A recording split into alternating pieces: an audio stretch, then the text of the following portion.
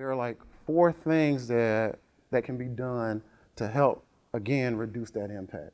There's a good strategy, defense, core competencies from people like yourselves, and a good incident response plan. So as part of that strategy, we want to maximize the effectiveness of the tools that we have in place. The imperva, the antivirus that you might have, identity and access management, as well as external pen testing, as well as internal pen testing, and anywhere in between, right? You want to rapidly identify things like it might do to the organization. So you want to mitigate the risk and then carry that out throughout the organization, as well as collaborate with partners in the industry. So like organizations, like healthcare organizations, like oil and gas, like media, we want to partner with each other to see the things that we have going on internally. And then educate and train the workforce. In most of the companies that I'm with, education starts day one.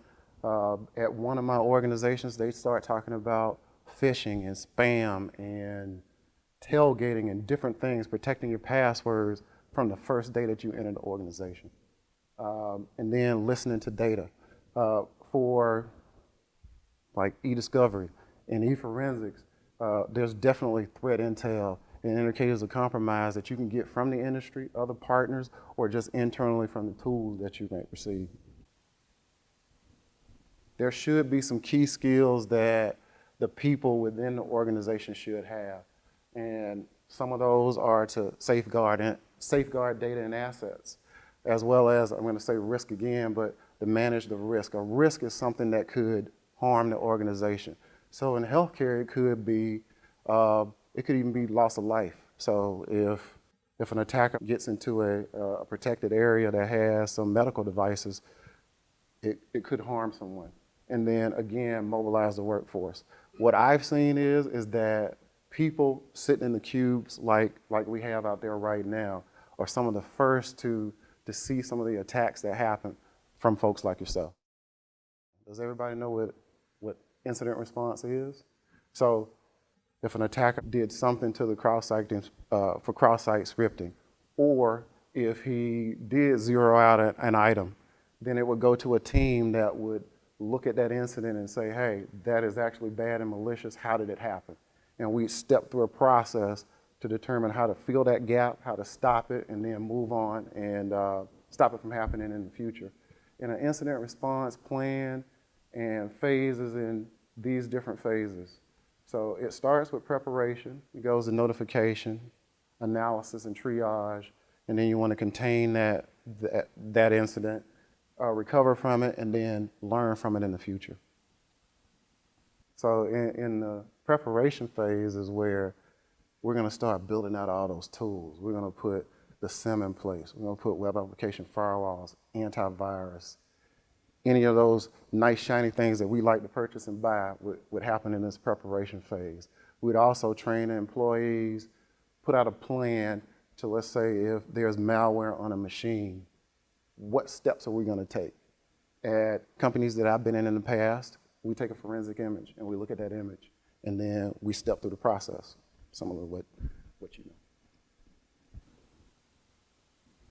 And then in the notification phase, in most cases, in some cases, the incident could be so bad that it actually is a loss of business. So not only are you reporting things to employees at large, but it might actually go up to the C levels. And you want a solid notification process for that. And then this is where my team would do the work. In the triage and analysis phase, we're gathering all the information. And it might not be something that someone's reported yet, but it might be something that we're hunting and trying to find and see. And then, let's take the example in the containment phase of a malware or ransomware, because that's what most folks talk about these days. So in a lot of cases, when a device gets ransomware, it starts to replicate throughout the organization. So containment is actually putting that piece of equipment in a box and saying, hey, you can't go any further within the organization. We want to see what you have. We want to see what you're doing. And then we want to be able to contain it, stop it, and then in the next phase, recover from all the other machines. So at an organization, I was involved in an incident that wasn't actually our incident, but was an outside firm. And I think they kind of bragged a little bit, but there was a person that clicked a phishing email. They got ransomware, and it infected 1,000 machines is what they said. So they were able to shut down those machines, contain them, put them in a box, clean them up, and get back online within 24 hours. As an example, there was another company that it took them down for like 2 weeks. So they had a loss of business for 2 weeks. This company was back up and running in a matter of a couple of days. And then that goes to the recovery phase. So I would say that that company that was able to get back up and running in 24 to 48 hours definitely had a good incident response plan. They've gone through these steps. They've probably seen it before, and they prepared well. They have the right notification because, of course, when it's an outside company, we're calling and we don't want to talk to an analyst or someone that's on my team. We want to talk to the CIO, CISO, CEO if he's available, and we have questions. But they had the proper notification. Obviously, they had great analysis, and they were able to contain and recover their systems back pretty quickly. Lessons learned is kind of the hardest. That is when folks are saying what you did wrong, but you need to have that. It's actually what we said that what we did right or wrong in an environment. So if we didn't have loaners for people to get their equipment back, or we didn't clean the machines properly, then it would be that phase that we would track and put project plans together and roadmaps so that it didn't occur in the future.